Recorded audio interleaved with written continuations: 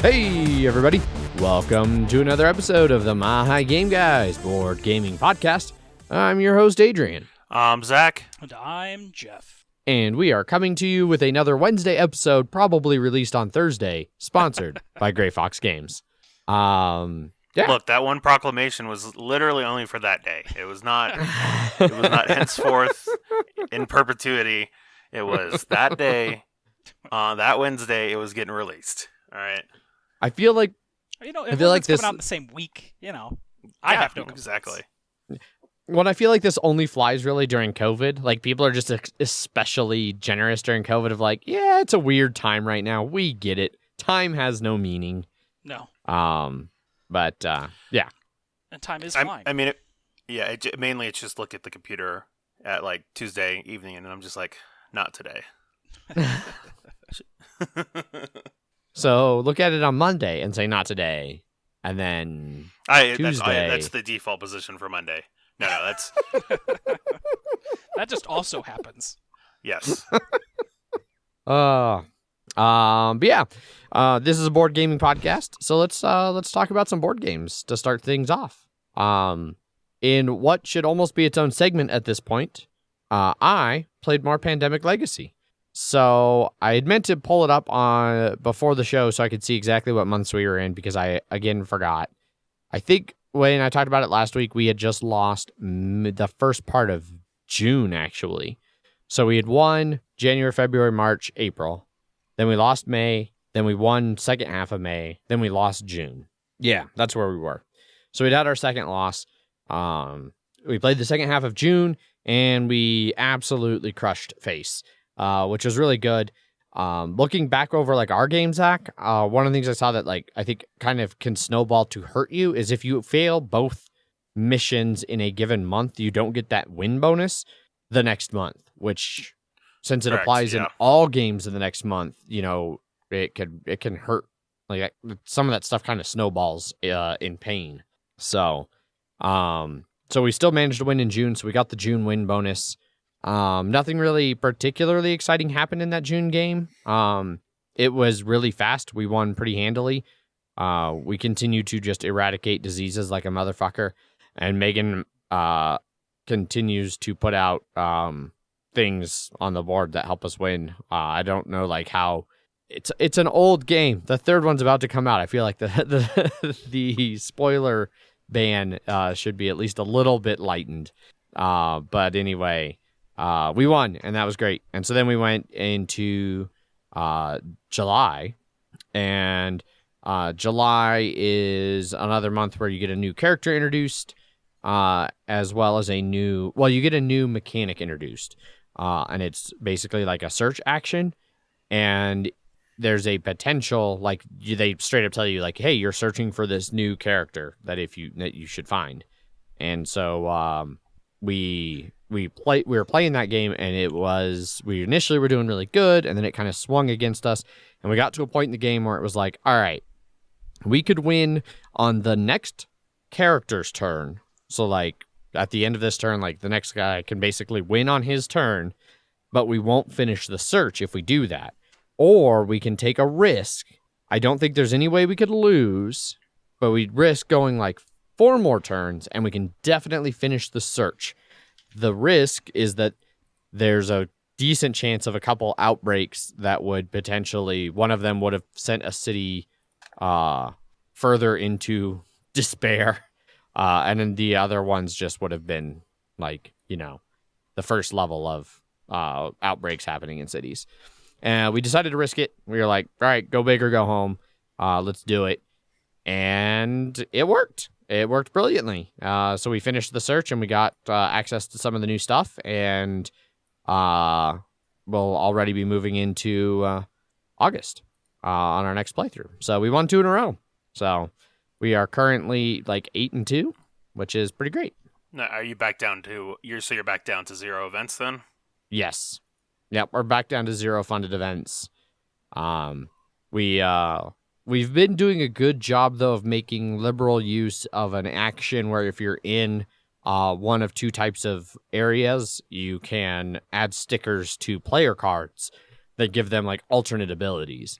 And so we have a lot of, especially the Coda color, which is red for us. A lot of the red cards have additional abilities where it's like, you can do this with this card to do cool shit. Megan's already doing the like, oh God, like if I had realized that things worked out the way they did, I should have done things differently. And it's like, we're crushing face, so I wouldn't worry too much about it. Yeah. She really likes to play as the operations specialist who can like build things really easy. And she really wants to build a lot of things and make a lot of things permanent. And speaking in vague generalities, that makes me nervous because I know things that come next. I mean, we know you're just not a general fan of infrastructure anyway, so... This is correct. Burn it to the ground. Yeah, every time I see you look at a road, you're just shaking your head. Mm-hmm. Yes. Especially public infrastructure. Exactly. Fuck that. You should just live in Texas, where it's already crumbling. Correct. I have things to talk about Texas later. Oh, Texas is going to get an earful. So enjoy that, Boyd. But yeah, so that's all I played was more Pandemic Legacy with Meg. No, that is not all I played. What the shit, Adrian? So we went camping and we took a bunch of games. And we didn't play hardly any of them. In fact, we didn't play any of the board games we brought together. Megan played her app version of Catan a little while.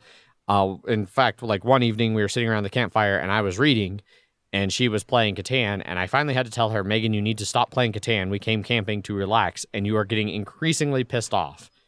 Turns out Megan fucking hates Cities and Nights, at least on the app against the AI, because apparently they get really fucking like really super fuck you, especially if you're in the lead, which is good strategy, to be fair. And she acknowledges that. But she's like, you know, I grew up playing Catan like fairly friendly. And so having like just getting spite fucked all the time with people stealing and robbing and like all kinds of other stuff from Cities and Nights. She's like, no. Seems to me like she was just playing a lie as a kid. Correct. And she's faced the hearth truths of reality, and she just can't handle it. So this is all accurate. That's a very accurate read on Megan. Yeah. I still really want to play Starfarers, the new Starfarers. I want to play Starfarers, and I still really want to play the Game of Thrones Catan because I've heard that's an interesting take on Catan. Which I own and got for dirt cheap, like $20. I know you did. I'm a little jealous about it. I had to drive pretty far to get it, but yeah, I got it. She did eventually switch to just Seafarers, and had a lot more fun with that later in the trip. But yeah, I played a game of Twilight Struggle on the phone, and got absolutely rocked by the AI. I think I have forgotten 80% of everything I ever knew about Twilight Struggle. It was not pretty. Yeah, real ugly loss. You're just like, man, I really need to take North Korea like super early. Yes. I was like, man, I should put all of my initial U.S. points into France because there's nothing that will ever hurt France from the U.S. perspective. No. And I heard Cuba was pretty fairly pro-U.S. as well. So yes, also Cuba. That never turned against us in the Cold War. Top allies, Cuba. So we played that, and then Megan and I did play something together, though, which I'm more interested in talking about. We played a kind of abstract RPG. So it's called Microscope. And that's that game we were talking about last week. Yeah. Okay. Yeah, so it's basically touted as a, like, play a world history in a game session type game. And essentially the way it works is it's a GM-less, prep-less RPG. And you start off the game, you agree on a vague history that you're going to play, which could be anything. Like some examples they give in the rules are things like cavemen like leave their caves and found the first cities, or like humans escape a dying earth, or, you know, fantasy, you know, dragons die and magic leaves the fantasy realm, or something like that. You pick a vague fantasy. Then you agree on a like start point and an end point. So you could do like, you know, the start point is like the cavemen leave their caves, and then like sorry, did you say that one of them was dragons died out and then magic left? Yes. Okay. I don't know if I'd want to play an RPG in Game of Thrones. That seems very, very depressing. There's actually a new app, Game of Thrones. This came out on the Apple Store. You like play as the history of the Night's Watch, all from like 8,000 years ago to like current. Oh wow! Weird. Yeah, they have certainly distanced themselves from the show very quickly. Yeah. But it was neat. But yeah, so you choose like a start, a point, and an end point. So Megan and I, we were doing like just a fantasy world. And so the beginning point was the gods create mortals. And then the end point was mortals kill the gods. And as is tradition. And basically you do a couple other little like initial setups to get basically you have your starting and your end periods is what they're called.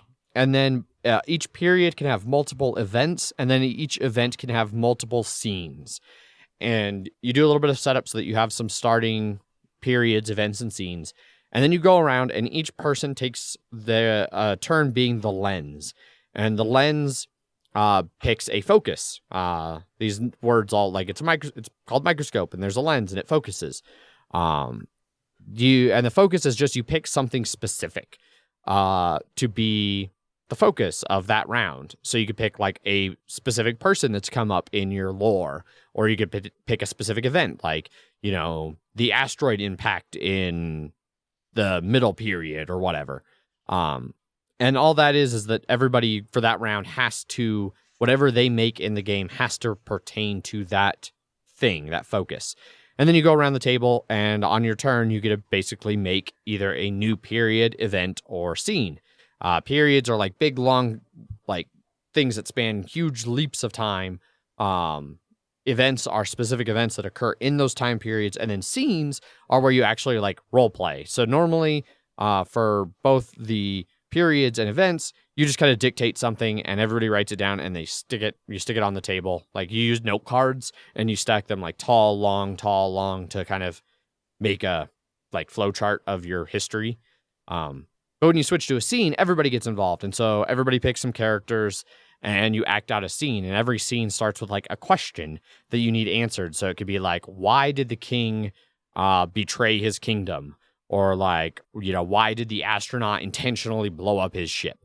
And like, that's the question. And then you pick a bunch of characters and you role play for a bit until you have the answer to that question.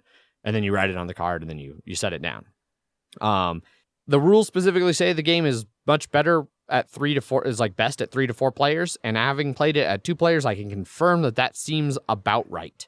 I think that like, although Megan and I had a decently good time playing it and worked decently well, I think having a third imagination to kind of bounce ideas off of and like mix things up would be really cool.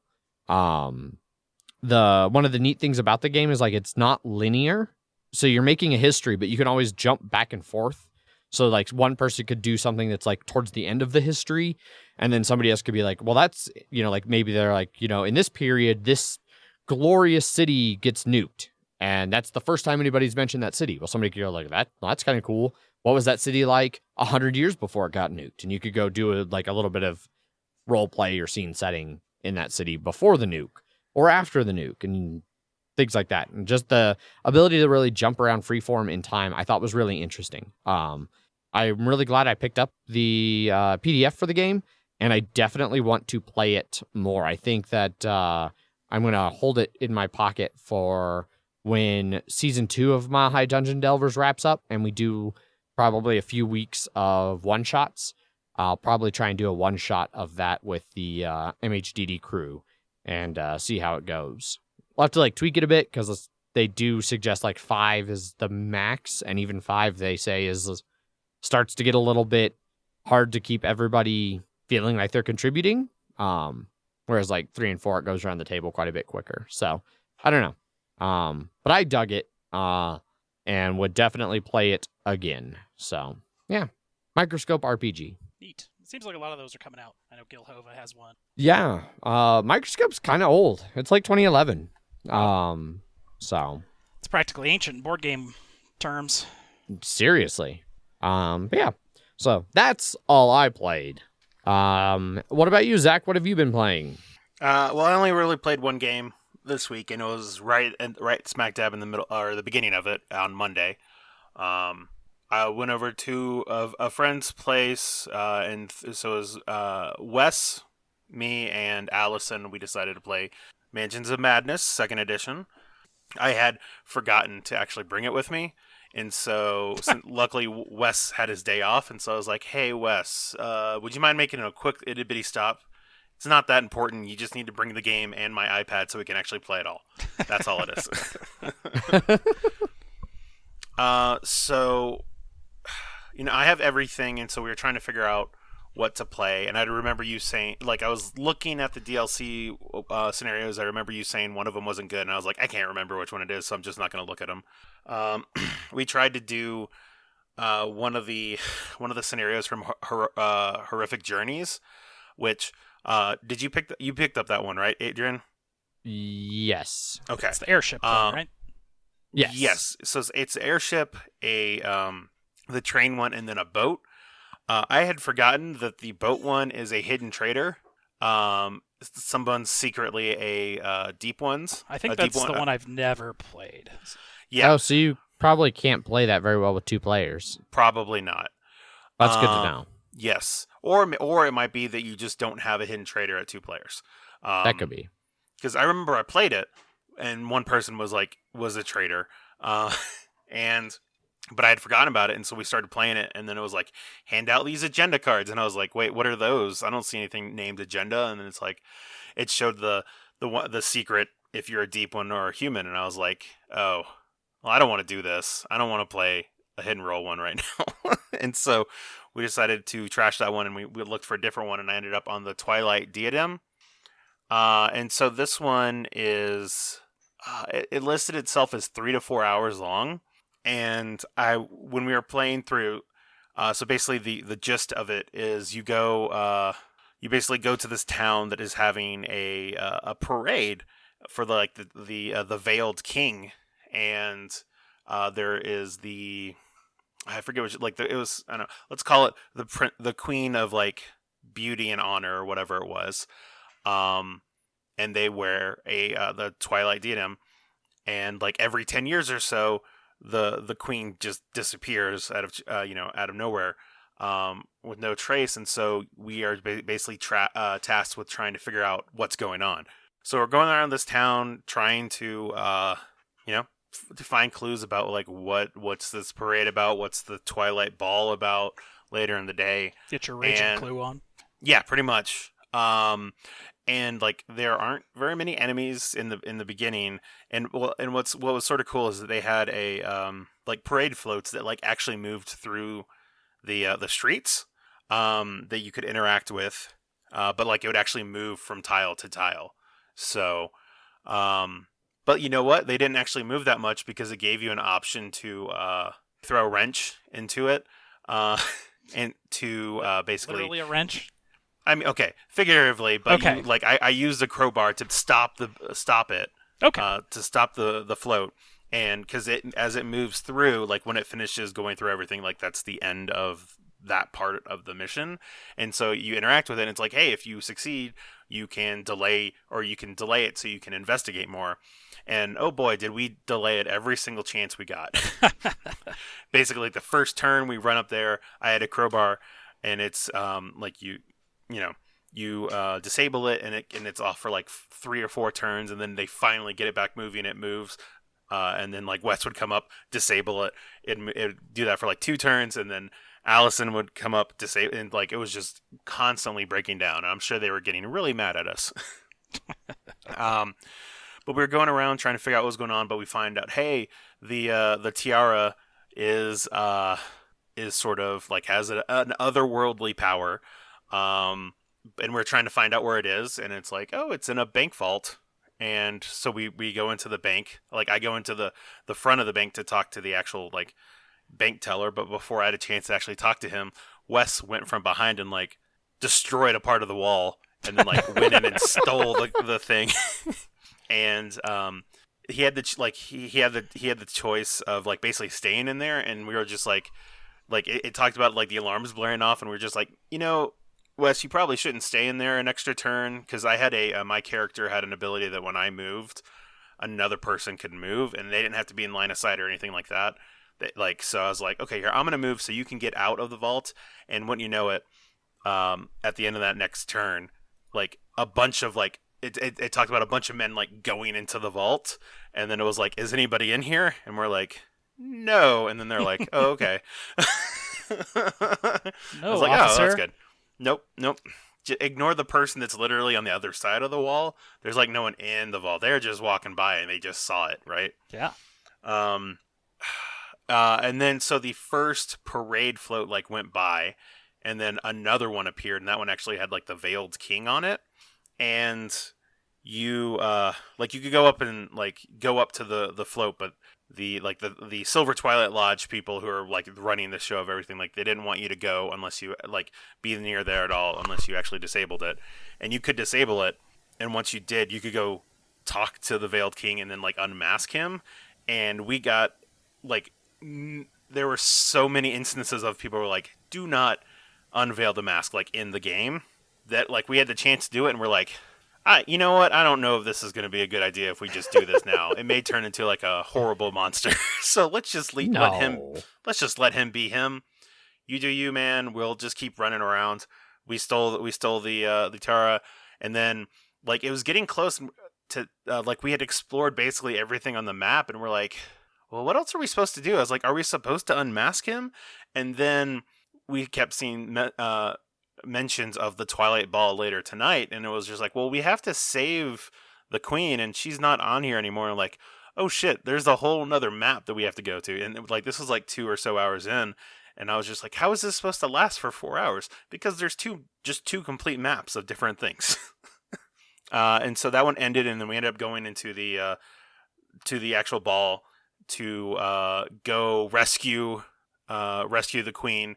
But it was definitely like one of the most anticlimactic ones that we had, and it might just be because we are actually doing fairly well on rolling like successes, that it was just basically like, oh no, we have this issue, we need to delay, we need to stop these floats. Oh well, I just stopped it. Okay, well, we need to break into this. Oh well, Wes just broke into the he just stole the thing. Great. All right, we need to sneak into this house where this ball. Oh, we get to sneak in.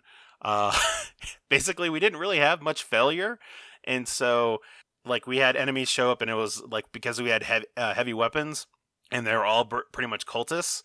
They all had like 4 health, and heavy weapons, when you deal damage with them, it's usually the weapons damage plus whatever you rolled for success. So pretty much every hit was a 1-hit kill.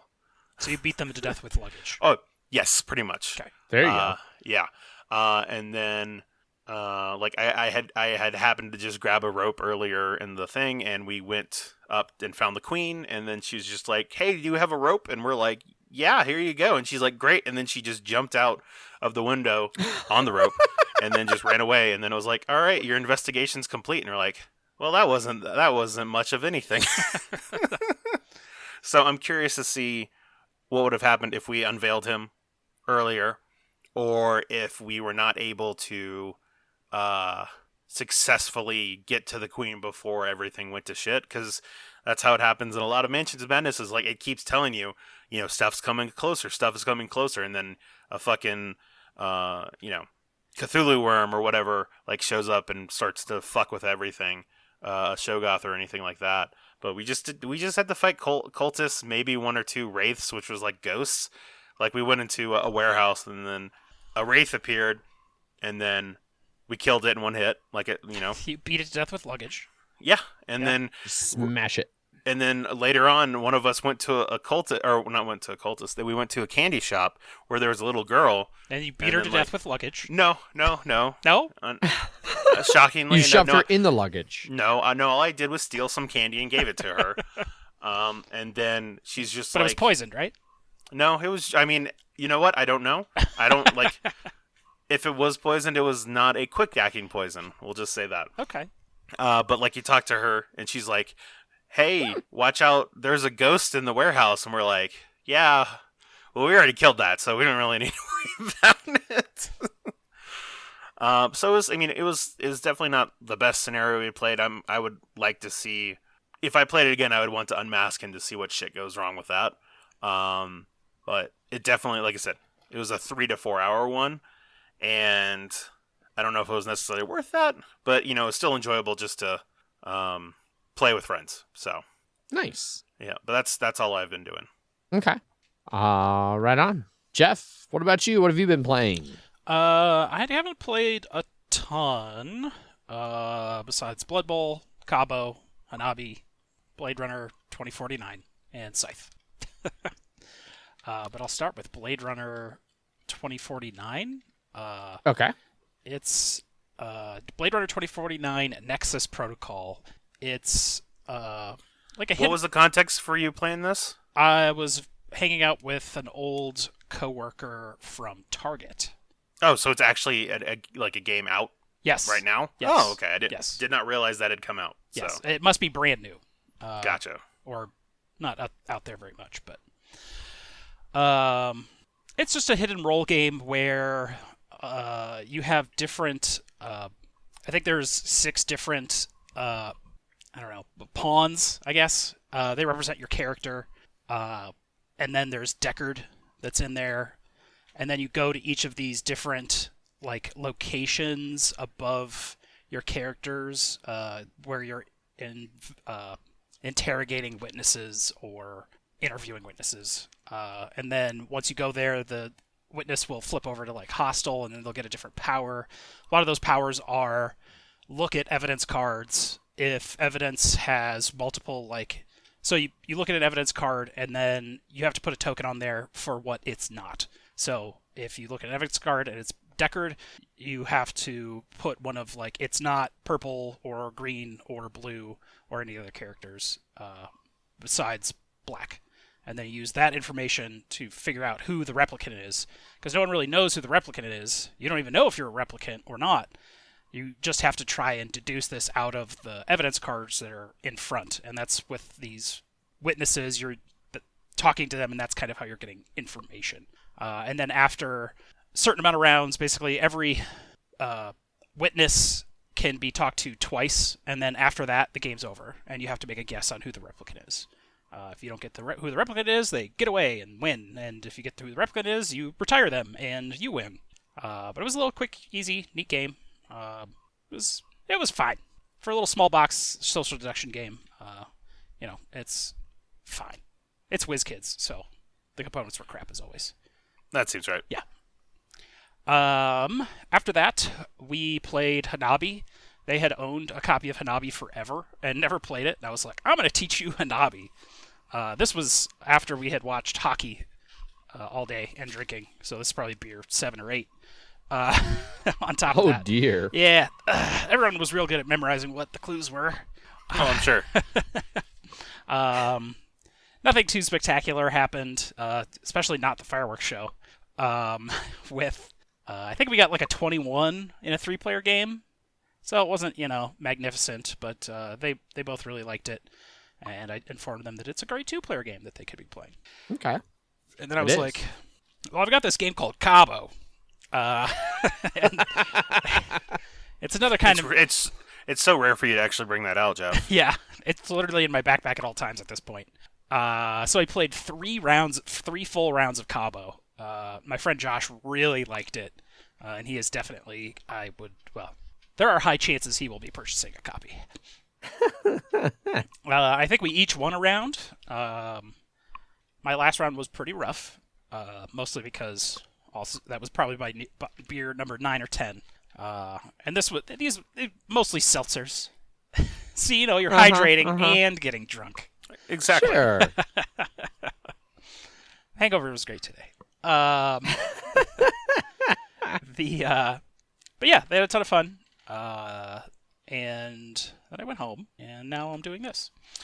Earlier in the week, I played the last campaign game of the Scythe, Rise of Fenris.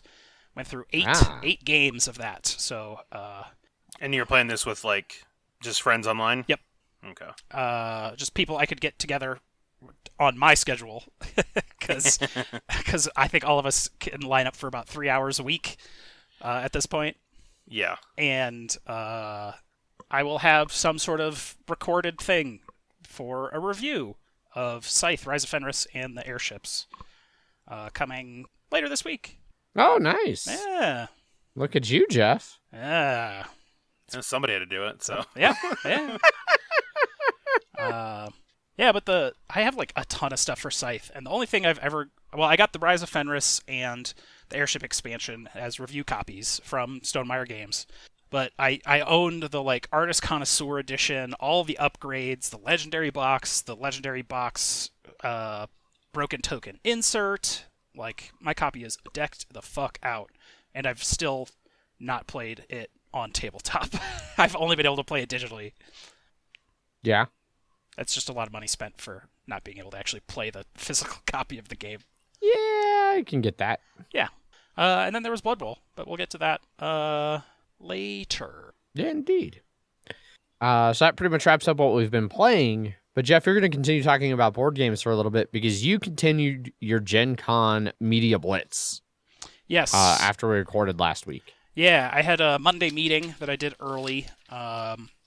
It was with Thunderworks, the fine makers of Role Player and Cartographers, and then the Role Player Adventure. Met with Keith, the owner, proprietor of Thunderworks Games. Super cool, cool guy. 99% I've met him before, at least at Gen Con last year, actually. I think that's who I bought my Cartographers from. Okay. And Nice. He's from the Wisconsin area, so he'd been going to Gen Con for like a million years. Because, he's right there in Madison, close to Milwaukee, where Gen Con used to be. So we talked about a little bit of his history. He used to be in video game development for a lot of years. He worked for Raven Software and worked on a bunch of the Call of Duty games. So he kind of went over some of like video game stuff, and I was like, oh, he worked for Konami. He worked on like Silent Hill 3 and 4, Suikoden 3 and 4, Snake Eater. He had like a music background, helped out on Wolfenstein, but he helped with asset production for Call of Duty, which now that he's moved over into like board games, that really helped him get stuff done, I guess, in the world of board games. Fair enough, yeah. So we talked a little bit about the new Cartographers, which I want to say is coming to Kickstarter very soon. Cartographers Heroes.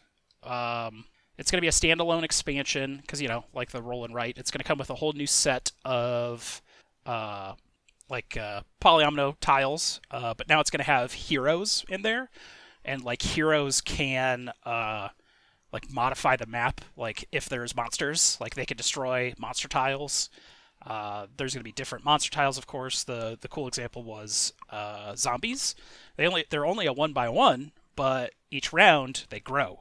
So that 1x1 is now like a 1x2, and then it just kind of keeps growing from there, which I thought was neat. That seems pretty cool. Yeah. Yeah. There's going to be new different maps, new scoring cards, of course. There's going to be ways to destroy spaces. So if something you didn't like in there, you can actually remove that. There's going to be four new map packs. They're all going to have 3 additional scoring cards with them because some of them are super weird. There's one that's going to be like a volcano map that's going to erupt and put lava on the map that's going to destroy stuff that you're putting around it. There's a floating island map that's floating above a sea. And all of this, of course, is set in the Role Player universe. Then there's going to be an Undercity Depths. So imagine looking at a city from the side with an underground level and an above ground level. And so you're going to start putting your squares in the above ground, and then you're going to have to use specific shapes to move underground, and then you can build underground. Then there's going to be a collector's box that is going to come with all of the content, or be able to hold all the content from Cartographers. I believe it's going to come with Okay. colored pencils in the 4 collector's sets box. of them, I, or is it Nice. going to be one again? I'm sure they will let you pay money for 4 sets. But yeah, Cartographer's Heroes. I thought it was going to come to Kickstarter this week, but maybe that got delayed. But coming to Kickstarter very soon, because he was literally looking at the BGG listing and being like, "Oh, I need to change all this. I need to change that. I need to put the art up for this game." Then we went and talked about Role Player and how Role Player's in its 7th printing now. Oh, wow. Yeah, it's a popular game for as much as Damn. people are on it. Some are very much not Right. The Fiends and Familiars will be the last expansion for it. The expansions he's done for them are super meaty. He wants his expansions to feel like they're worth it and not just little expansion here or there with here's just some new races or whatever. He wants a lot of content in his expansions, which where he went over all the details of everything that's in this, it's totally true. So you'll get familiars in this, of course, as the name suggests. It adds a new stat row that you can put dice into. Fiends are attached to cards, and they'll give you disadvantages. So a card might be more powerful, but it has a fiend printed on the card. There will be new dice because they're adding a new row. You need more dice. But these are split die colors, so they'll be red and white or red and blue, a combination of the different colors in the game. He went over the process they did for getting all the die colors out there. They were thinking of doing doing a blend of colors in the actual die, those fancy colored D20s and stuff like that. But they always just sort of came out well, is it blue and red or red and blue? Or if you have it on one side of the die, it looks more red. The other side of the die looks more blue. So it was hard to tell what color it was. So they did a special design process for their actual dice they ended up with. Okay. Then we talked a little bit about Role Player Adventures because he was well aware of everyone's complaint being, what do you do with Role Player after you've done it? And he knew that making Role Player, that there wasn't really going to be a thing to do, but he wanted to make a game that was a character creation game. And making something to do with that on top of that was just way too big of a scope when he was releasing the game.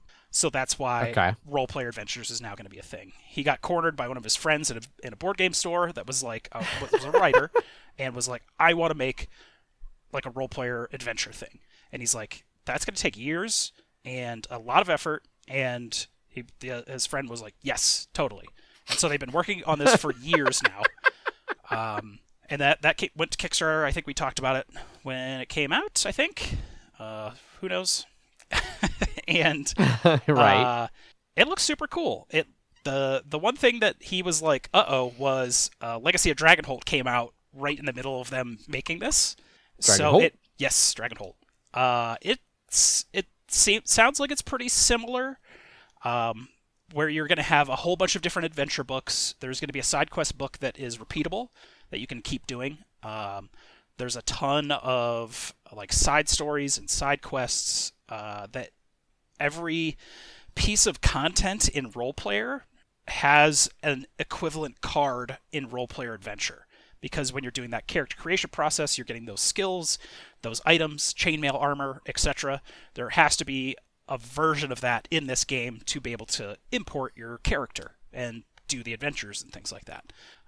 So it's taking everything that you've done in that character creator and kind of give everything keywords. And if you've played Legacy of Dragonholt, you'll kind of be reading through those choose your own adventure type things where you'll get a story and it's do you have this skill? Then you can choose this option. Do you have that skill? Well, you can do that option. Tales of Arabian Nights, kind of similar to that, where you have story options if you have those skills, but these seem to be much more coherent adventures, of course. He has 4+ different writers that were working on everything. The first adventure is very much a tutorial how to play and stuff like that, which I always enjoy. He gave an example of something like Fog of Love, where it has like a really easy tutorial beginning like that. So there's 11 full adventures and then a 12th like repeatable adventure. And he didn't want it to just be Gloomhaven, so.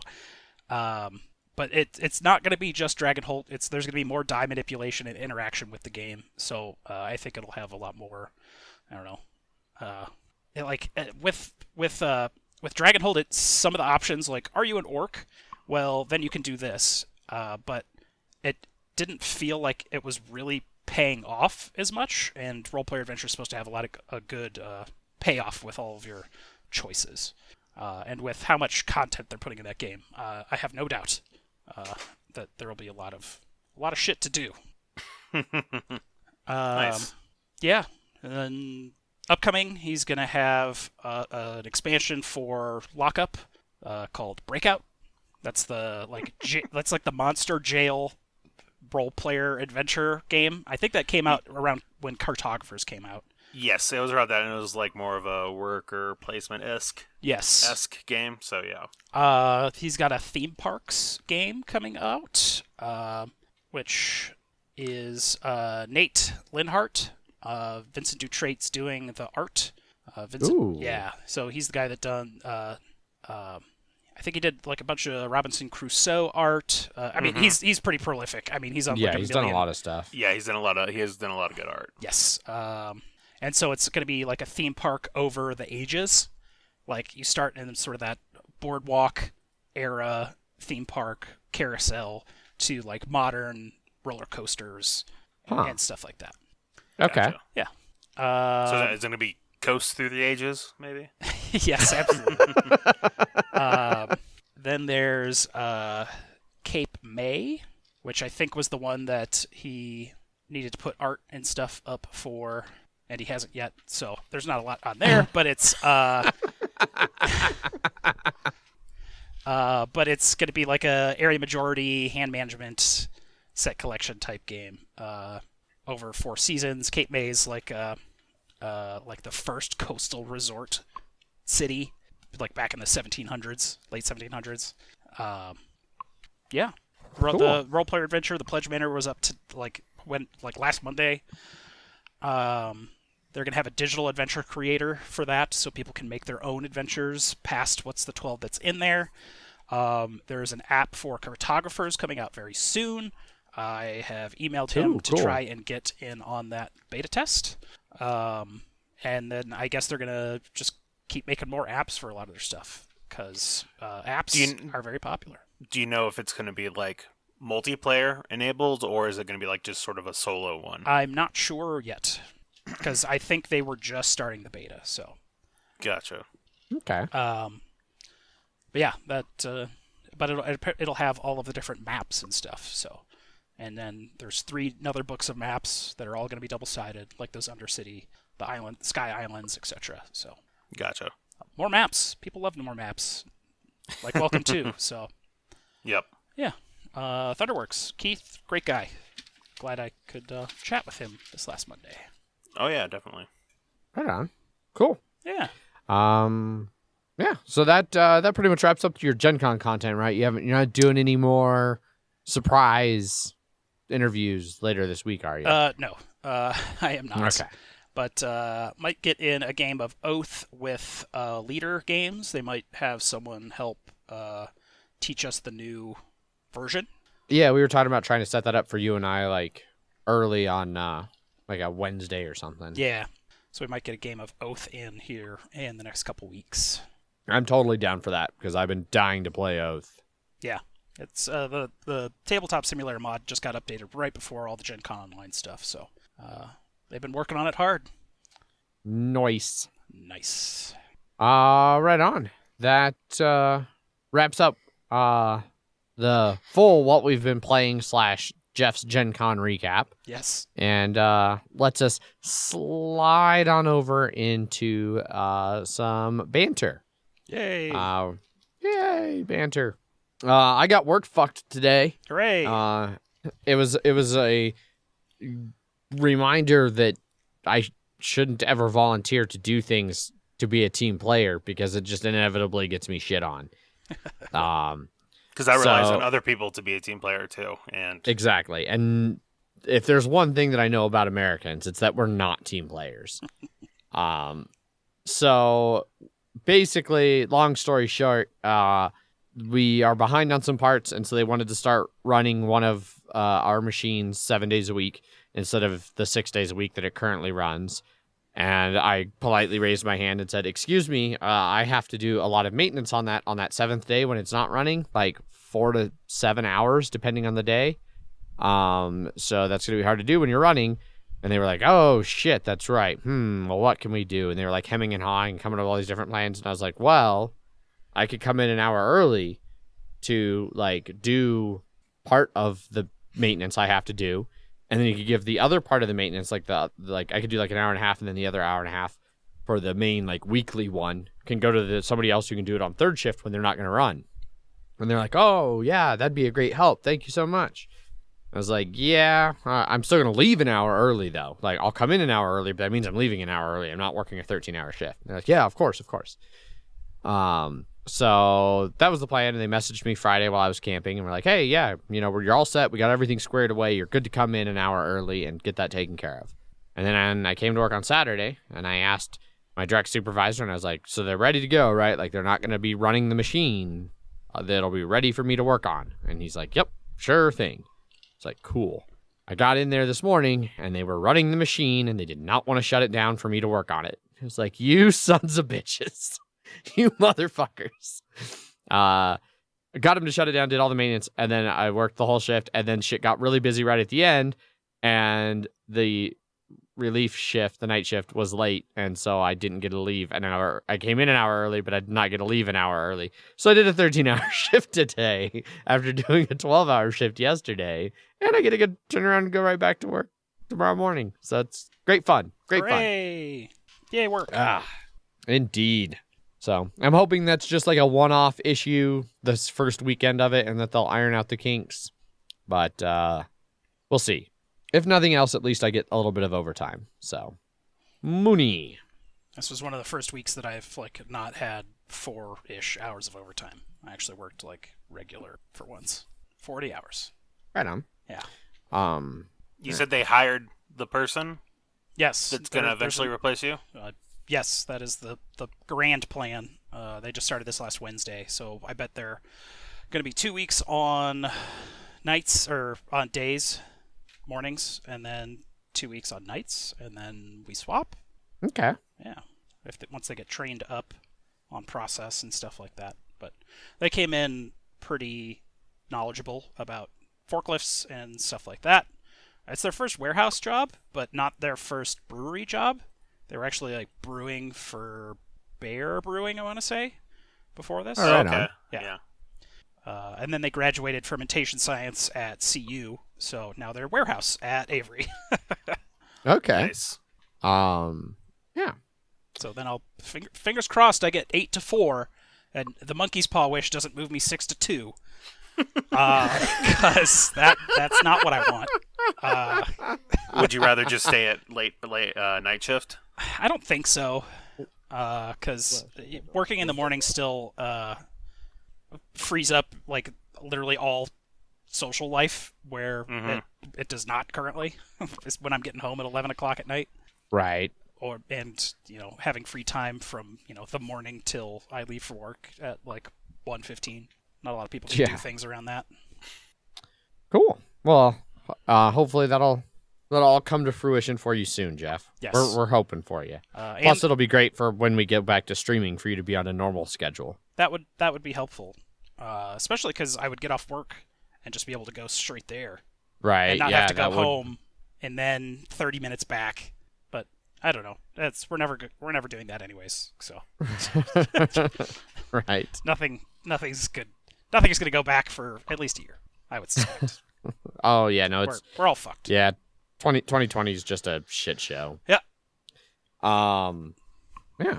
Let's see, what else bantery stuff? You got anything, Zach, you want to throw in a little bit? Because I have more, but I figured I'd give you a chance to banter. There's a new game that came out this past week from Devolver Digital, called Fall Guys. Fall Guys. That's been a lot of fun. I've been playing it with Bob, and then also Ryan on occasion. And so it's another battle royale game. Okay. What's up? Okay. It's a battle royale game, but more in the vein of, what was it called? Takashi's Castle? Or Wipeout. Or Wipeout, or like a much less skilled Ninja Warrior. Reality obstacle course show. Yes, exactly. Okay. So you have 60 people as these little jelly bean looking motherfuckers. And you're running around on all these courses until one person is a winner.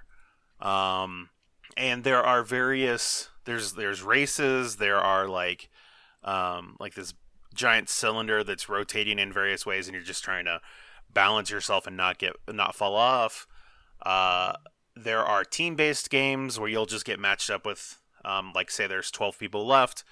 6 will be on one team, 6 will be on the other, and then whoever wins will, qualify, and the other people will get eliminated. One nice thing is if you're playing, because you can play with other people, but on any of the team-based games, you all get on the same team. Otherwise, it's still a free-for-all. Okay. But it's been pretty fun. I've won twice. Nice. Yeah. One of them literally, there's 3 different like end final rounds. One is called, what is it, like, it's basically like you're stepping on these giant hexes, and then as soon as you step on it, it like disappears after a second. And there's like 10 layers of those, and you just basically want to be the last person up. So you the last person to fall into the slime, basically. Okay. And it's hard. It's hard because sometimes you think you're doing well by like staying up on a hex level above everybody else until you realize, then you fall, and then you realize, oh, there are 3 levels below me that all have been emptied out on my side, and so you like immediately fall down like 4 or 5, and you're like, oh god damn it, now I'm the first down here. What the fuck? But then there's another one like the Crag from Guts, if you remember that. You're basically crawling up you're going up this mountain, and then whoever's the first to grab a crown is the winner. But it's been a lot of goofy fun. It's not super precise controls, but you really wouldn't want that in like the aesthetic that this is giving you. And so like a lot of times, so there's this one called Whirligig, where you're just going through an obstacle course, and it's a lot of like fans that are moving around, that if you like go in the fan at the wrong time, the blade will hit you and just like knock you off to the side. Except that it'll knock you off onto another platform that people are like walking on. So you could be walking on that platform, and all of a sudden just like 4 or 5 people just come tumbling at you and like knock you off the map. And then it's a lot of chaos, but it's been pretty fun. I only played a couple rounds the night it released, and I haven't really gone back to it yet. I've just been busy. Yeah. So they already made a change. So it was their most successful game. Like they had 100,000 concurrent players on PC. On PC, because it was also on PS4 Game Pass, or whatever that thing is called. PlayStation Plus. Yeah, PlayStation Plus. Yeah. And so the first night it went fairly well, and then the second night I tried to play. All the servers were down because they just did not have enough servers to adequately support everyone, so they fixed that. It was over 1.4 million people from PlayStation. Yeah, it's pretty bonkers. Yep. And then by, I want to say night 3 or 4, they are, so when you're having everybody run around, like you can hit L, or L, like left trigger. I was playing on my controller, and you could like see everybody's names, and then at the end of the round, there's like a big board where everybody's little jelly bean guy is standing. Let's say Hollywood Squares. Yeah, Hollywood Squares. That sounds good. And then if you didn't sure, all qualify, the kids will understand that reference. Oh, I'm sure. You get knocked out. But people were manipulating their name to have a bunch of weird shit start appearing on that final screen. And so by day 4, I think they changed it to where everybody is just like Fall Guy number, I think I'm 1504. Like they just Fall Guy and then like a random name because people kept abusing the system because humanity's the worst. And Correct. anytime they're like, oh, here's this little cool thing, assholes will be like, hey, I'm gonna make it worse for everybody because I enjoy that. Yep. Huh. But it's a $20 game, and it is fun. It is fun. Right on. I've just been... I was gonna say Bob was trying to get us all to play before MHGD the other day, but it was like I don't have that yet, and so no. Cool. What were you gonna say, Jeff? I've just been watching a lot of movies. I've been building a lot of 40K figures, and then I've been watching movies while I build 40K figures. So I watched the Return of the King Extended Edition, and then I decided to just go back and watch from the beginning of the Extended Editions. So I'm in the midst of Fellowship of the Rings Extended Edition right now. I watched Logan, because, I don't know, I wanted to feel sad for a while. It's such a good movie, though. I know, it's feel super sad. good. No, it's a sad movie. It's very good, though. Then I watched the beginning of Deadpool 2, which, Logan just feeds right into the beginning of Deadpool 2, as we all know. Yep. Then I it watched... literally fades out and then fades in. Then I watched the end of Endgame, where the Avengers blow up from that point forward. So basically the cool part. Or at least the awesome part that I've always wanted my entire life. Right. Yeah. And then some YouTube videos, just assembling miniatures. I ran out of super glue. I had to Amazon super glue because I ran out of super glue. Yeah, movies and miniatures. Speaking of YouTube videos, that reminds me, Wes, I was playing a game with Wes. It was when we were playing Mansions of Madness, and he let me know about this YouTube series about... Basically, it's about a guy who goes Pepe Sylvia on just random video game topics. Okay. If that makes sense. So, yes. Like, the one that I got introduced to was... he read every single Halo book, so all 30 different Halo books, and like did a book report on all of them, which doesn't sound interesting, but it's very funny. But his first video was trying to make sense of the Zelda timeline, and then there's also a great one on just trying to explain the Kingdom Hearts story. Oh no! No. Yeah, that's the worst. Yeah, what was it? He tried to explaining the difference of all 596 Fire Emblem characters, how to tell the difference between all of them. Oh no! Yeah, he came up with a scientific way to measure or to figure out your pet's HP. Okay. Yeah. Okay. Polygon does these videos. Yes. There's one that you might like where he came up with a Kojima name generator. I did watch that many months ago. Yeah. And he rolled that he gets 5 different gets names. 5 names. Yes. No, it was especially cool because it wasn't just like, oh, a bunch of random names. It was like, it was a 9-page like worksheet. Yep. Because all of Kojima's names are like, all like the character and the name are intrinsically linked, and so it was like figuring that out for you. Yep. But I've really been enjoying that series, and you should check it out. Yeah, I've checked out some of his videos in the past, and they have been quite entertaining. Yeah. Can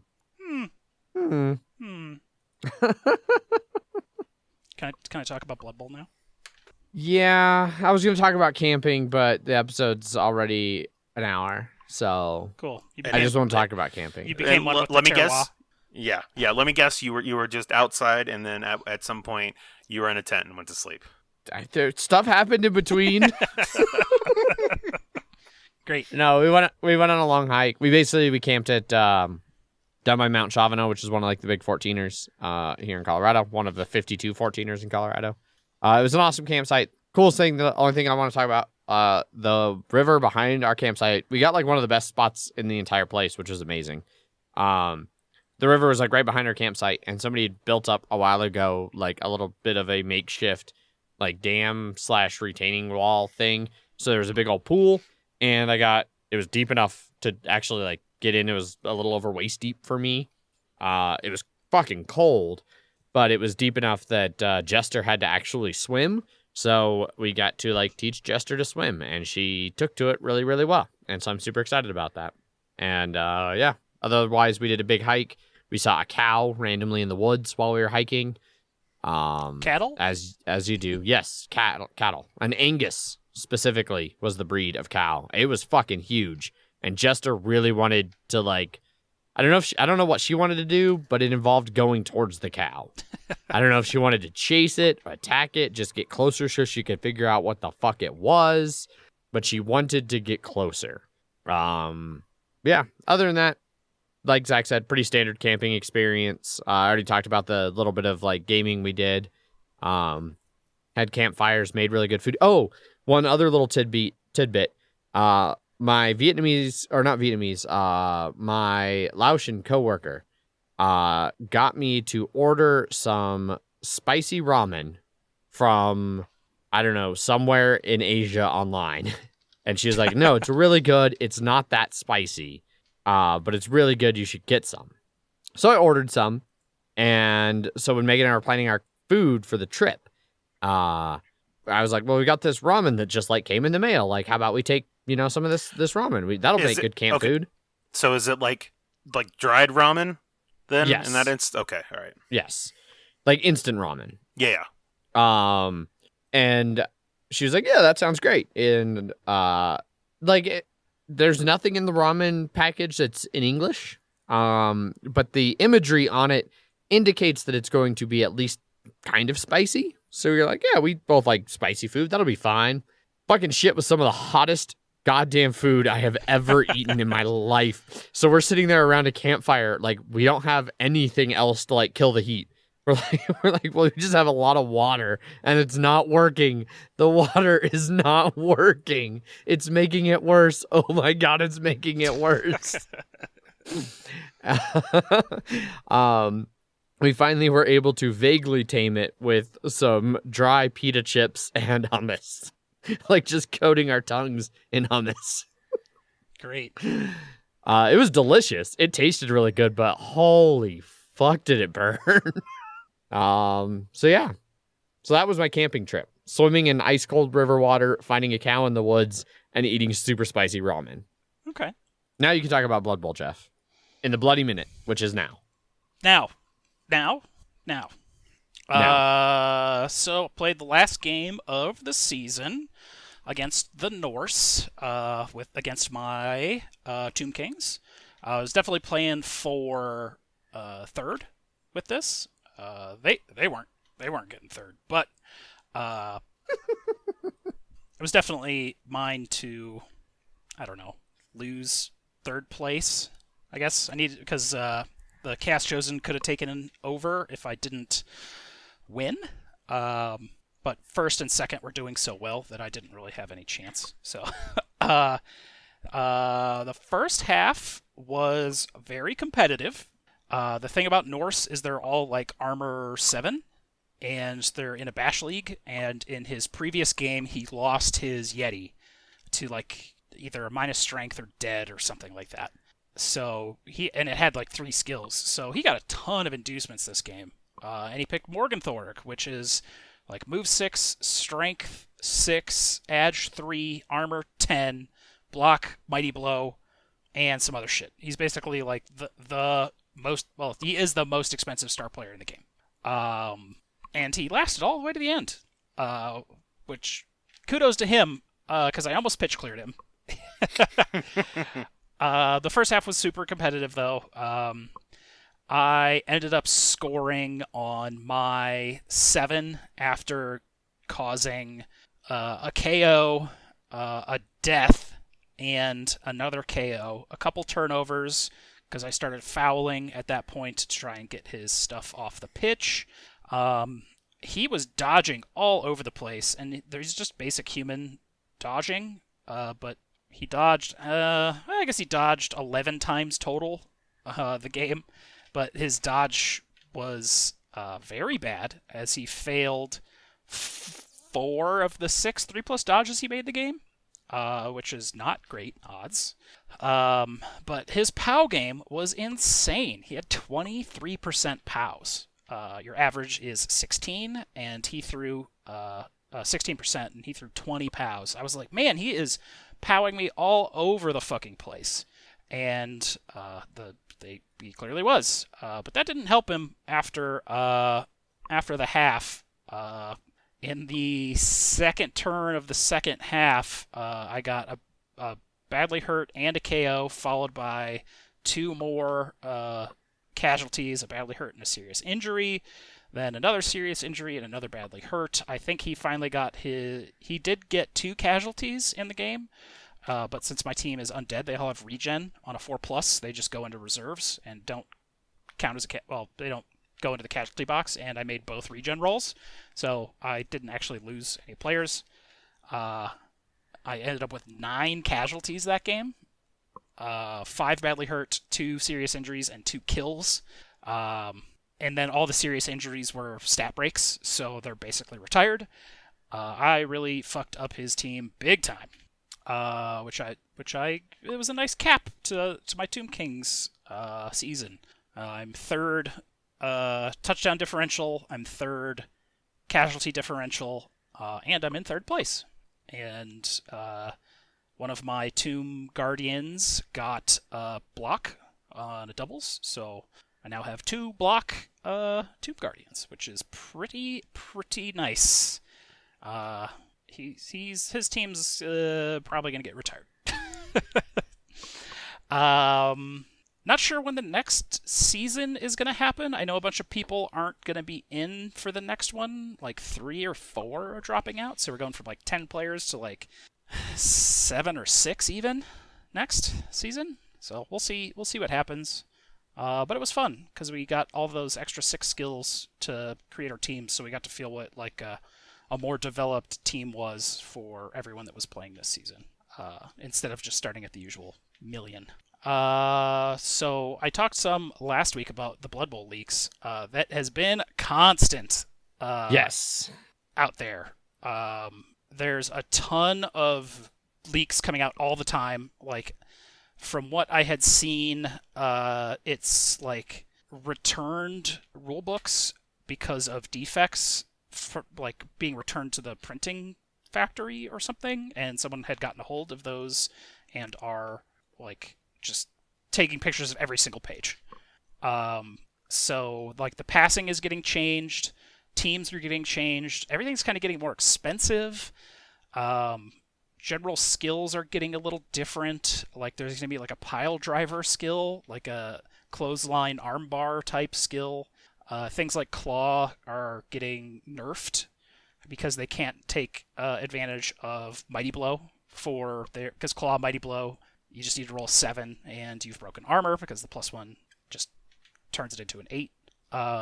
Elves are not getting great passing, which a lot of people are puffy about. Passing is going to be a thing that the thrower position does. Not every position can do. A lot of positions can't even pass. But people were thinking with elves, like, oh, they'll still have like a 3+ pass because they're all high agility. No. They're getting like 4+, and then their throwers are getting 2+.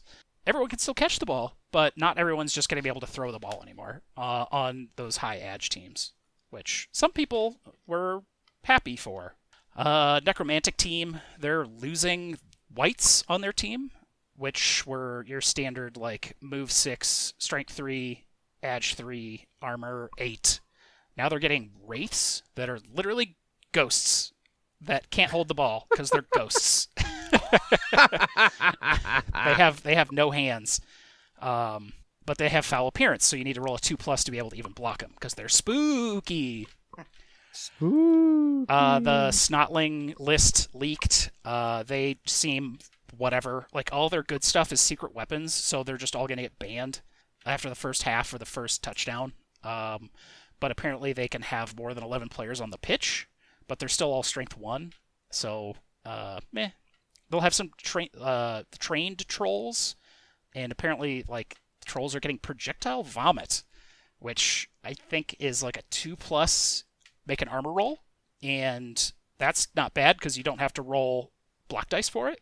So it's kind of like a mini chainsaw, where you just sort of 2+ and make an armor roll with a +3 on a chainsaw. They've made some new rules. So there's like jump, which had been referenced. And I guess once during their activation, a moving player can jump to over a single adjacent square that is occupied by a prone or stunned player into an occupied square beyond. So normally, if someone was down, they'd be blocking that square. But now you can actually jump over it. So basically, you just move 2, kind of like leap, but now everyone can do it.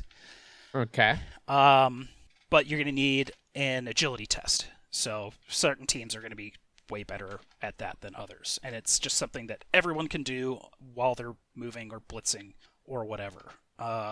But you will take minus modifiers for if you're jumping from tackle zones.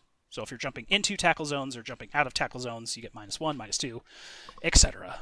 But then you don't have to dodge, I guess. But which is why the prehensile tail got like a buff where they can. The prehensile tail will apply minus modifiers to anyone that dodges, jumps, or leaps now, which is a big, decent buff. Yeah, I still don't hate anything that has been leaked so far. I'm not like, I don't know, still optimistic. They're changing how skills are done. So normally you'd roll 2d6 when you hit 6, 16, 31, etc. But now you can either you spend star player points to get skills. You can spend 2 star player points, or 2 or 3, and you just get a random primary skill. Or you can spend more and choose a primary skill, or get a random secondary. Or spend even more and get to choose a secondary. It's like 18 star player points.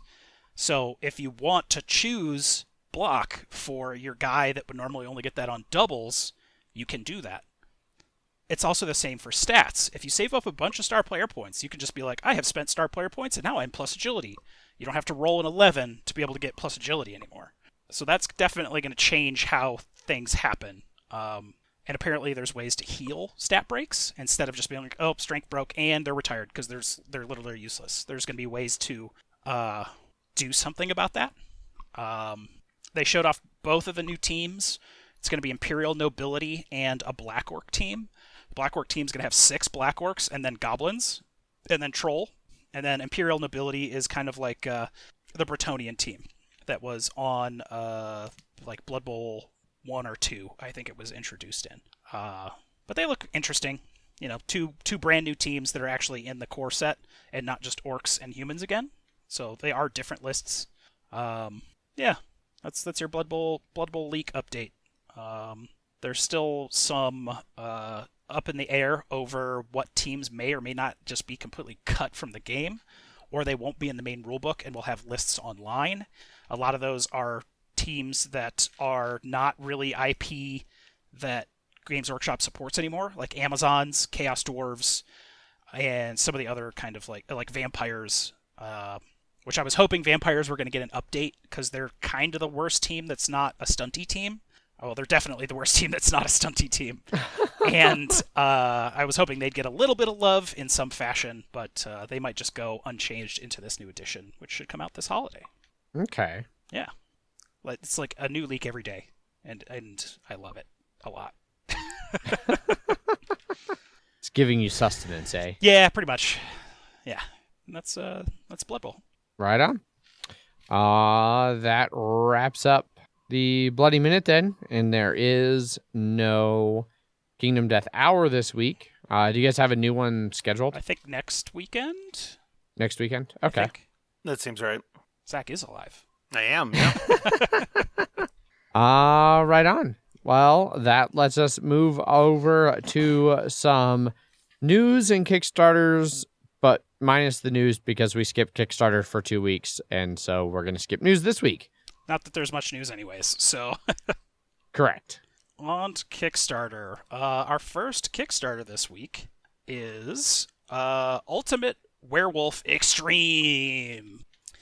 Very well funded, 143,000 of its $10,000 goal. Over 1,600 backers. About 3 weeks left to go on this one. Its most popular pledge being $100 for Werewolf. Jesus Christ. Yeah. Yeah. So, this is Werewolf. Plus stuff. A lot of stuff. Yeah. It's literally it's like actually, all of Werewolf. Yeah. So it's everything that's ever been put out for Werewolf, plus dozens of new roles, a collector's edition box with game trays inserts, a 200-page strategy guide PDF, then some like cardboard player items, custom card sleeves, a plastic deck box so you can like take it places. And then if you go for that $100 pledge, well, or even go all the way to the $100, you get an additional set of tarot cards, 25 custom tarot card envelopes, 4 painted 3D miniatures, card sleeve inserts, Ultimate Werewolf Artifacts expansion, 25 custom elimination slap bracelets, and a street sign. So just a ridiculous amount of shit. One of the biggest things, aside from all those things that you get in it, this does feature fully reworked artwork. So they went and hired 2 different artists that I don't see their names listed here in the initial artwork section. It's probably down below somewhere. But they wanted it, they had like a list of things they really wanted from the artwork. So they wanted it to be a true to 17th century feel for like wardrobe, accessories, environments. They wanted to have a diverse, positive representation of genders, races, and cultures. Show realistic body types and facial appearances. Many of the roles were based on actual models so that they look extra true to life and realistic. Subtly incorporate visual cues as to the function and alignment of each character. So if you look closely, you'll get a lot of incredible little details. Like they say the lightning for the werewolf team comes from the left, while lightning for the village team comes from the right. So like you can see little details like that. They also wanted to keep all the art family and office friendly, and then make the art as detailed as possible. And looking through this, it looks like they succeeded on pretty much all of those fronts. The artwork's definitely a major upgrade. And then the other big thing that's coming with this is a moderator app, which holy shit, that seems just about perfect. Because like from moderating this game at game nights, it's rough, especially like if it's a bunch of new people and then you're like struggling to remember names. Like, that guy needs to open his eyes and like, yeah. Yes. I guess there's QR codes that are going to be on all the cards, or some of the cards that you can just scan. So you can get like what your character does and stuff. Yeah. Or yeah. Just don't let anybody have their phone out to be like, oh, I'm just reading something over here. QR code. Aha, this is what this motherfucker is. But yeah, the app will have a deck creation tool that suggests sets of cards based on number of players, as well as like you can like tweak that with like predefined criteria or like roles you absolutely want in the game. A scanning function that captures the player's face, name, and role directly into the app, which allows you to like skip the whole awkward phase that we'd have at game night, where like when we were going to be playing Werewolf for like 30 minutes before Werewolf, the moderator's going around like handing cards out and like writing names and doing all of that nonsense. Game tracking system that includes day and defense timers so that you can like make sure that things happen in a reasonable amount of time. And optional audio narration by Eric Summerer. He's done a lot of the ones for One Night. One Night. The One Night series, yeah. I was like, was it called like 10 Minute? Where I couldn't remember what it was. Okay, yeah. Yeah, he's done a lot of those. Although now I'm imagining for the moderator app, like 20 minutes before someone coming up is like, all right, I'm going to take your picture, click, click, click, click. Just... The way it describes that section of it, I'm sure that's optional, but... Well, because I don't know, the way it says it simultaneously captures face, name, and role. I wonder if it's something where like you hand out all the roles, and then like you said, like maybe other people need to have the app. So all 25 players need to have the app. You link into one game, and then everybody just scans their QR code and like has a default profile pic that then it uploads. I don't know. I'm curious how that. Well, that's if it's anything like that, that's very overcomplicating it. And I agree. I could see people being like, "No, I'm not gonna get an app for this thing," or "No, I'm not gonna let you take my picture." Yeah. Do you want to play? Then let me take your picture. Yeah. So I don't know. Other than that, a lot of the other stuff looks pretty cool. The custom card sleeves are nice. The deck box is an actual like branded deck box. There's apparently a bumper sticker that's got Villager. Yeah. 25 certificates. These pre-printed certificates let you present exceptional players with a frameable reward after a particularly great game performance. I like the first one you see, a certificate of compulsive lying. I'm not a werewolf. I'm just a villager. I don't have any special ability. All of these statements have been said at one time or another by the above, and each time they were lying, obviously, without remorse, but with conviction. So the elimination slap bracelets are bright red, and they say RIP on them, and it says the 25 custom slap bracelets are a great way to be able to tell who has been eliminated without making players get up and move. There's nothing more terrifying than a moderator walking towards you with one of these in their hand. Like, all right, guys, everybody stick out your arm and hope you're not the one who gets slapped. Yeah. Yeah. So, I don't know. There's a lot of stuff here that I like, but I'm not sure there's anything here that I $100 like. Like, that's just a lot of money. Yeah, who plays that much Werewolf that they need this, I guess? Yeah. I mean, like in the heyday of Game Night. We played it a lot, yeah. Yeah, I might have gotten this, but I mean, like, there's the $70 one if you don't want the slap bracelets, the 3D miniatures, plastic werewolf sign, and an additional set of tarot cards and holders. So I mean, you can get all the card, like the gameplay stuff for the $70 one at least. But you know, people being people, they're gonna get the super collector's edition instead of just the collector's edition. Yeah. Although I do like the idea of just using that slap bracelet on people. Right? Like, there's a lot here to like. Just gotta make sure it doesn't have like latex or something on it, because that could be bad. I gotta think they wouldn't do it latex. Yes.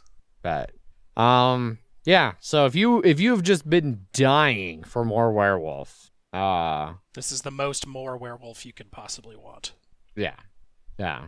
Multiple rule books, including a pro rule book with special rules for ensuring your games are perfectly balanced. I mean, I did just watch Endgame, so. Huh. Perfectly balanced. Like That's all perfect. it should be. Yes. Indeed. Yeah, that is Werewolf Ultimate Extreme Edition. Ultimate Werewolf Extreme. There you go. Extreme. There we go. Extreme. Yeah. Moving on to Kickstarters. Moving on, we have Quest, aka Avalon Deluxe. Very well funded, $68,000 of its $10,000 goal. Just about 1,700 backers, and a week left to go on this one, where you can pledge it at its most popular level for $34 whole dollars. So this just seems to be a new version of Avalon. Yeah, it's the same guy that did the Resistance and Avalon.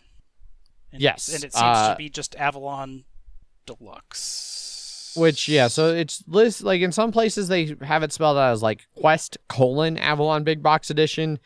Like the upper thing says Quest plus Avalon Deluxe. And then other times it says all new social deduction game for 4 or more players and a big box version of Avalon. It seems like, if at best, Quest seems like a streamlined Avalon. I would not say that it seems like a new game. It has a slightly different theme. Well, even then, no, because it's still even Mordred and Avalon and Arthur and all of that stuff. It just seems like it's a little bit more streamlined. Like in their how to play, basically the leader chooses a team just like in Avalon, but this time people can't vote whether they want to allow that team to go. It just goes. They've included... There's things that make certain people vote certain ways. Like the magic potion means you can't use a fail card. But then there's that certain round, roles. Unless you reveal your secret role. Yeah. Or unless your role allows you to. Like, I guess there must be some that are like, you can still be negative even with a magic token. Yep. But then just like Avalon, you succeed or fail. You play it out over several different rounds with variable numbers of people required to go on each quest. And then the sword gets passed around to choose different leaders, and either you win or you lose. At higher player counts, they've included some amulets and other optional roles. And there's like roles that I think aren't in Avalon, so it's new in that regard. But the game itself seems pretty much like Avalon. It's another social deduction guy game. Yeah. The art I do really like for Quest itself. Like, the Quest art is great. You can also, through this, you can get the Brazil art for Coup if you don't have the Coup Brazil art. Which is the only other pledge for the deluxe edition Brazilian art. Indeed. This is another one, kind of like Werewolf just right before this. I really like Avalon. I don't know if I like Avalon enough to, like, spend this much more money on it. Like, I already have it. I don't need any more. Like, it's only $34, so it's not quite as bad as $100 for Werewolf, but I don't know. I also, as much as I like Avalon in theory, I don't remember the last time I even tried to play it. Yeah. So it kind of ran its course. Yeah. Yeah. So if we need more social deduction for all those parties you're having, I guess, right now. Sure. Yeah, right. Well, I mean, it doesn't deliver until January of 2021, so hopefully by then you'll be able to do things in person again. I've got some bad news for you. You know what? Maybe if you don't live in America, get it. Yeah, exactly. You're going to be fine. New Zealand hasn't had hasn't had like a certain level of transmission in like 100 days. Like, so yeah, you could be a Kiwi and not have to deal with this shit and pay $25 for shipping. Worth it? Worth it. But yeah, that's Quest plus Avalon Deluxe. Yes. Next up in Kickstarter, we have Massive Darkness 2 Hellscape. This one is extremely well funded, like any good CMON miniatures game is. $1.6 million of its $300,000 goal, over 13,000 backers, less than 2 weeks left to go on this one, with its most popular pledge being $145, which you will also have to be paying $16 to $45 shipping on top of whatever the hell else you're going to get in this thing. Yeah, so, I mean, this is being covered because it's by default to cover the ridiculousness that is a CMON game. Yep. It's Massive Darkness 2.0, slightly revamped rules from original Massive Darkness, which is a dungeon crawler kind of in the vein of Descent? Descent from Fantasy Flight. Shit ton of minis, like all CMON games, crazy artwork, stuff like that. The revamped rules, that part just says that it has revamped rules. It doesn't say what they are. New classes that are asymmetric, and have now their own unique toolkits to make it even more like an RPG. 6 new heroes in just the base Hellscape, plus more if you go for that 145 and get the Heavenfall campaign with all of its characters, plus even more if you get any of the add-ons. Shit tons of enemies, all vaguely most vaguely demon and or angel themed for the 2 base game and the expansion. Both sets also come with upgrade packs, so if you do have Massive Darkness the first, you can upgrade yours into the second and use them together in the same campaigns, because they have campaign modes and stuff now. New massive bosses, all kinds of stuff. Yeah, the classes seem cool. They all seem to have a kind of gimmick, like the rogue has like bag draw, and the wizard has like an amulet in front of them that will get charged up depending on what different spells they use. So the classes seem interesting with their asymmetric type abilities. Yeah. But I don't think it's $145 worth for me. Yeah, it definitely seems like probably not. Yeah, it's very expensive. Right. And then there's As like Simon games tend to be. Yeah, you can get an upgrade pack if you have Massive Darkness 1 that will upgrade all the heroes and monsters to work with Massive Darkness 2. I guess if you like minis, this is yours. Yeah, I mean the minis. There was a time like I don't know. I feel like their minis for these series like it keeps the same general art style. Like I think it's the same, but it seems like they just keep pushing it slightly more extreme. In that vein, like it goes heavier and heavier into this like Adrian Smith art here, and I just like I don't know, like I use zombicide stuff sometimes in my D&D things, but like I couldn't see using a lot of this in D&D without it just being like, well, that's weird. So I don't know. Yeah. I mean, yeah, it does get more and more stylized. Yes. Because I feel like I almost bought Massive Darkness 1 just for the minis, and I couldn't see buying this just for the minis. Even though some of them are pretty freaking sweet. They're just not the style I go for anymore. Yeah.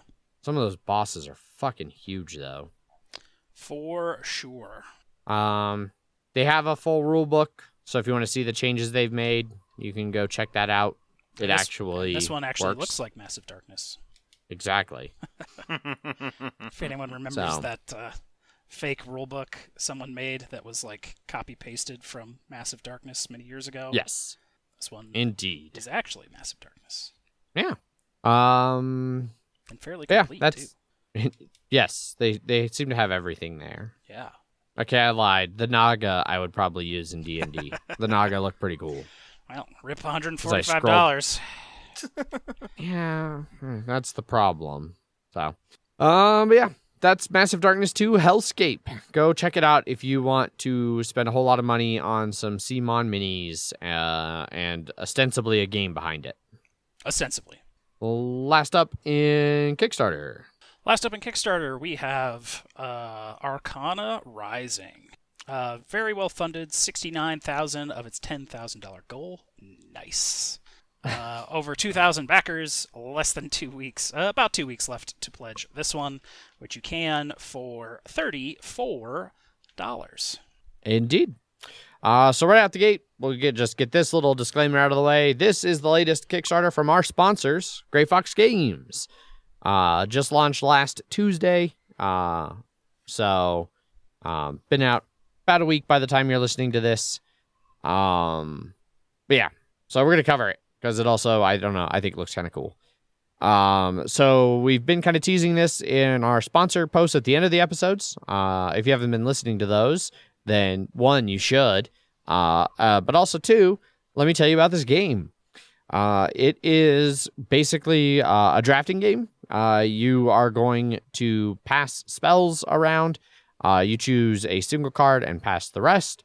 And then once you have chosen your card and you pass the deck, you choose to either add the card to a tableau that you're building or discard it in order to activate your engine and cast the spells that you have built up in your tableau. There's a randomized token thing that determines which spells from which schools can be cast. And so kind of timing when you want to cast your spells and when not to is going to be a huge part of the game. There's basically 5 types of spells: charms, herbology, blood arts, potions, and alchemy. 2 can be cast up to 2 could be cast a turn, and then there's like 1. That looks like the number 1 spot is you can choose 1 of any of them. So like normally it might be like, oh, on this turn you can do like charms or herbology and herbology. But like if that number 1 comes up, it's like you can choose any of them, but you can only do 1 in this situation. So you do that for 3 rounds of drafting and spells and whatnot, and then you calculate scores based on artifacts you collect and the resources you've generated with your spells, and the player with the most points is the winner. So seems like a pretty straightforward game. Overall, the that randomizer for what spells are paired together, it is random. It's different each game. So some games there might be different pairings, which adds a little bit of variability. The Kickstarter version has a shit ton of upgraded components, like resource cubes. Zach, you were talking about before the show, like the score trackers are like actual abacuses, which is a little bit ridiculous, but they look really cool. They look really nice, and they're each, they're colored for each person too, or for each player rather. And I like, at least I'm assuming these are all like 3D renders of it, but they all look very well done. And indeed, it is weird though that they upgraded like from the cardboard tokens to like cubes, but it's just like big cubes and little cubes. Yes. So there is a stretch goal to where the cubes are going to be turned into like a cauldron or a little star or a little magic bag that will be voted on later. Those. Oh, I see that now. Yeah, those would look a lot better. Yes, those. Yes. I was going to say the same thing. I was like, that is a thing. I would rather just use the tokens, I think. At that point. So yeah. And that stretch goal has been hit, so it will be in the game. And there's an add-on for $5 to get an extra set of the upgraded like shaped ones. They just haven't done the poll to determine what the shapes will be yet. Yes. But yeah, they've knocked down a bunch of different stretch goals. The upgrading the cubes was literally the first one after funding. They've also added the Decree deck, which is a mini expansion that are effects that apply to everyone. They've also unlocked the box upgrade for the more deluxe-y edition. And they've got upgraded moon board with recessed holes for the tokens for Archmage only. More Decree deck additions. And thicker cardboard, and then they're working towards the embroidered moon token bag at 75,000, which they should almost certainly hit. Yes. And then they have more coming soon that they haven't announced yet. Shipping's pretty reasonable. Max is out at $35. It's about $9 as low as for $9 here in the US. Yep. So, yeah, we're supposed to be getting a demo from them sometime soon. Hopefully, maybe. Yeah. Originally on had a Tabletop Simulator. Originally had an appointment with them last Sunday, but they weren't able to make it, so that didn't happen, and we'll be rescheduling that soon. Indeed. But I don't know. I think this looks kind of interesting. I like drafting. I like tableau building. The art style I think in this one is pretty cool. And I don't know why, but I'm a sucker for that abacus. Normally that seems like the exact kind of thing where I'd be like, this is just completely ridiculous and doesn't need to exist, so why do I care? But for some reason I do care. I want an abacus in a board game, damn it. But yeah, that wraps up all of our news and Kickstarters. And that was Arcana Rising. Yes. As our last Kickstarter. Yeah. That brings us over to some listener feedback. Still no emails. It's been a while since Jeff got an email. The only emails I get are the notifications of YouTube comments. Indeed. Speaking of YouTube comments, though, we have 3 of them, all coming from Paulo's Corner. First up, on episode 196, Bold Proclamation, Paulo says, man, that proclamation image was the bomb. Ha ha ha ha. Which it was. Zach read up a really official-looking proclamation that was pretty great. And stuck it on the image. And yes, I enjoyed it. Well, I enjoyed making it. one of your better ones for sure. Yep. Next up on YouTube, Paulo also commented again towards the end of episode 196, Bold Proclamation, regarding the discussion we had about the Elizabeth Hargrave post from Jamie Stegmaier's blog about like diversity and accessibility in gaming. And he says, and this is a long one, so buckle in. I'm sorry, but I don't really get the complaint or what can be done about minorities in the board game industry and or meetings to play games. I would get the problem if those meetings were closed off to certain ethnicity or genres, but that's not the case. All the groups that I participate in and see advertised are inclusive. I don't see any restriction on entry, etc. The ones I help organize are always free. We don't even consider going to a location if they want to charge €1. If 95% of the people that attended those meetings happen to be white men, what can be done? Should I not organize the meeting anymore? I can't force anyone to attend, and obviously I'm not going to say to a guy that appears, oh, I'm sorry, but you can't attend because you are a white man, and we already have enough white men attending this meeting. The same thing applies to designers in the industry. I think that 99%, there's always some nut job everywhere, of the publishers don't care if the designer of the game is white, black, Asian, man, woman, transgender, etc., etc., etc. They care if the game is a potential hit/profit maker and if the game is good. It's obviously easier to sign a game from Uwe, Feld, Eric Lang, Vidal Lacerda, Knizia, etc. than a new designer because those names are recognizable and established, and therefore just by having that name it will guarantee extra sales. That's simple and logical. There's no conspiracy to keep minorities out of the industry and or meetings. It's just a fact that this activity was in the past, in the great majority, a white people hobby/job, and therefore it's natural that at this point the great majority of people in the hobby are white men. But things are changing, and not because people are forced to be inclusive. They are changing because people want people in this hobby.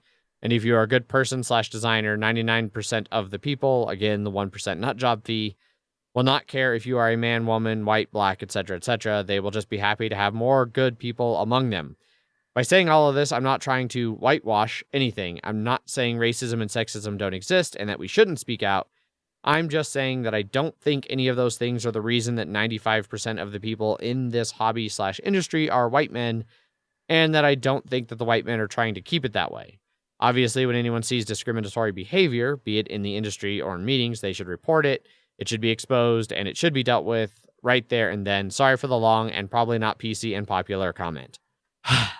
So I think that's kind of what her post was getting at. And like, Gil Hova has another excellent one on his blog, called Invisible Ropes, where he talks about, some of the barriers that we don't necessarily, especially those of us who are straight white men, don't see that still kind of exist. And it can even be something as simple as, you know, like Paulo does say in here, like the history of board gaming is overwhelmingly white men and white straight men in particular. And so, like, for anybody who's part of a minority group showing up, if it's 90% all white men, that sends a subtle signal that maybe this isn't a space for them because, holy shit, there's no one like me here. And so I think the idea behind posts like Elizabeth's and, like, the Gil Hova blog post is less to be like, hey, you guys are being racist and sexist and you should stop. It's like, hey, just kind of think about this from the other side and like try to make sure that anything that you can do to make it more open and inclusive, you do, you know, like just try to be aware of like the small, subtle things that still provide barriers to opening this up to literally everyone. You know, like the Elizabeth Hargrave, we didn't read the whole blog post when we talked about it, but like one of the things that she had mentioned was even things as simple as like gender roles in a family. You know, like it's still to this day in a lot of hetero couples, especially, the woman do most of the like chores and housework. Like they do a whole lot of unpaid labor around the house just because of stupid long-term gender roles that are hard baked into our society. And so it's a lot more common for like the husband to be like, all right, I'm going to game night. Bye, honey. And then she's like, all right, I'll stay with the kids. So it's like, just think of that, you know, like if you're a husband, yeah, you know, make sure give your wife a chance to like get out, take the kids for a night and let her go play games, you know, if she's into games and things like that, you know, just try to look for every opportunity to try and make things as fair and equal as possible so that people don't feel like there's barriers to them being in the hobby. That's my take. And I'd say it's a good take. It's a fair take. Yeah. As No, I always, think- there's... Oh, I was going to say, as always, there's the risk of us just being 3 straight white guys talking Yes. about these things and lacking a lot of perspective, but... Well, yeah, and I think that's part of it too. So one thing that Paulo spoke to that is worth thinking about too is just that he mentioned like it's like profit motivated for a good amount of games being made, and based on looking at history for whether things will make money, there's going to be some times when you'll miss out on what's probably a good game if you if it's somebody else's experience and they're coming at it from a way that is, I don't want to say foreign, but like not different than what a lot of normal games would be, and sometimes you can miss out on that. Yeah. Yeah, and this is one of those things too, like, I mean, I don't know for sure what the general conversation around things like this is, like how it's different in other countries. Like Paulo he lives in Portugal. I don't know how different some of these dynamics are in Portugal. I don't know anything about like what the general culture in Portugal is versus America for things like gender norms and stuff. And like, I don't know how those things play out. I know that here in the States, especially, like, we're a fairly diverse country, relatively speaking, and there's a lot of room to add some of that diversity into what has in the past been a largely white hobby. And it's not, like I said, it's not about like, hey, your group's mostly white men, you suck. It's like, hey, your group's mostly white men. Is there anything you could maybe do different that would make it more welcoming to not white men? Like, I don't think there's ever been anybody who's like, you should have a quota on white men, and once you hit that quota, no more white men are allowed in until they bring some ladies or a black friend. Like, nobody's saying that. They're saying just do everything you can so that when somebody who's not a straight white man shows up, they feel welcome and they feel like they can be a part of your group. At least that's how I try to run game night. Yeah. And I think I do good at it most of the time. There's room for improvement because we can always improve, but... Yeah. I don't know. I think the last 5 or so months, you've been really slacking on it. Mm-hmm. So... Yeah, I haven't allowed fucking anyone to play games in the last 5 or so months. Been a real dick about that. Yeah. I look forward to the next time we play games being the 1-year anniversary of the last time we played games. Yeah. So, one more YouTube comment, also from Paulo. This is from episode 197, The Devourer, from last week. And he says, you should start with Kickstarter and listener feedback next week. That ship has sailed. I did see this, and I thought about doing that since we skipped Kickstarter and we skipped listener feedback. But we do things in an order, and we're going to stick with that order. But that did help us decide to skip news this week. So Yes, for sure. That wraps up all of the different ways to get a hold of us.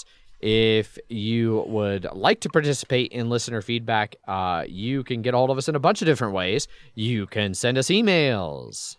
Emails at milehighgameguys.com. You can follow us on Twitter, where I tweet under at MHGameGuys. I am Zach_MHGG. I am Jeff_MHGG. We also have our Instagram account, /MHGameGuys or at MHGameGuys. Facebook.com/MHGameGuys for our Facebook group. Website, milehighgameguys.com, has links to things like our Slack channel, our BGG guild number 2731, and our Twitch channel, twitch.tv/MHGameGuys. We aren't doing a lot of gaming stuff on Twitch, but every other week there is MHDD if you want to watch some Dungeons and Dragons shenanigans. Our episode we did last Tuesday was a bunch of fun. And I worked out some major audio kinks for like getting the Zoom audio to play at a reasonable volume in Twitch. So it won't just be me at a normal volume and everybody else like 4 levels lower than me. We're all closer to the same level. So excited about that. And then the Slack, as always, is a bunch of fun. I continue to highly recommend joining the Slack. And if you do join the Slack, like, dive right in. We're a friendly group. I know that seems like there's a lot of stupid in-jokes, and there are, but we'll rapidly bring you up to speed on them. There's always new in-jokes being crafted all the time. It's a very regular process. Like, I think it was just this week that we all decided to start acting like everyone had muted Boyd, which has been just a bunch of fun. But yeah, those are all the different ways to get a hold of us. If you would like to support the show, you can do so by jumping over to our Patreon, patreon.com/milehighgameguys, where there are a variety of different pledge levels that you can use to support the show if you would like to do so. In this case, we would like to shout out to our latest patron, Darren, who has pledged $1 whole, which means that, Jeff, I now turn it over to you. I don't know this Darren person, but I do know about I Dream of Jeannie. And so, fingers crossed, he's the good Darren and not the bad Darren. But they were both astronauts, so that's probably fine. So hopefully you're a good astronaut, Darren. Yes. And thank you for supporting the show. They replaced Darren at some point. And we will replace you if you ever stop pledging $1. Yes. Remember that terrible Will Ferrell I Dream of Jeannie movie? Oh, God, that was a thing. Or was that Bewitched? Yeah. No, that was Bewitched. Yes. I thought Bewitched was the not Kevin Frazier, fucking Frazier guy. Not the show Frasier. No, you're thinking Bedazzled. Brendan Fraser. Bedazzled. That is what I'm thinking of. Yeah, no, it was Nicole Kidman and Will Ferrell in Bewitched. Yes, from 2005. Ugh. It's got a whole 25% on Rotten Tomatoes. Also, Bedazzled does not hold up. I watched that, and that movie is an excellent example of how much social norms have changed since whenever that movie was fucking made. It is cringe-tastic. Holy shit. I could barely get through it. That was 2000 that came out. Yeah. Coming up on the 20th anniversary of Bedazzled. Oh, boy. Oh, boy. But yeah. Thanks to all of our patrons who support the show and have continued to support the show in these COVID-y times, especially with the propensity of Wednesday episodes to release on Thursday and things like that. We appreciate y'all sticking with us as we get through these interesting times. Yeah, that pretty much wraps everything up. As always, we would like to thank our sponsors as well, Gray Fox Games, for continuing to support the show. Their latest Kickstarter, we literally just talked about. So go check out Arcana Rising over on Kickstarter. You can also find it on their website, grayfoxgames.com/Arcana Rising. Jeff, do you have a prepared statement for us? Of course. Gray Fox Games, quality games, cleverly crafted. Also, it's amazing when the purple stuffed worm in Flapjaw Space with the tuning fork does a raw blink on Hari Kiri Rock. I need scissors 61. What the actual fuck? Did you have a stroke just now, Jeff? You know what? The game did at this point that this quote is from. I have literally bonkers. Yes. But yeah, that wraps everything up. Thanks everybody for tuning in. As always, I've been your host, Adrian. I'm still Zach. And I'm Balanced Jeff, as all things should be. Bye. Bye. Bye.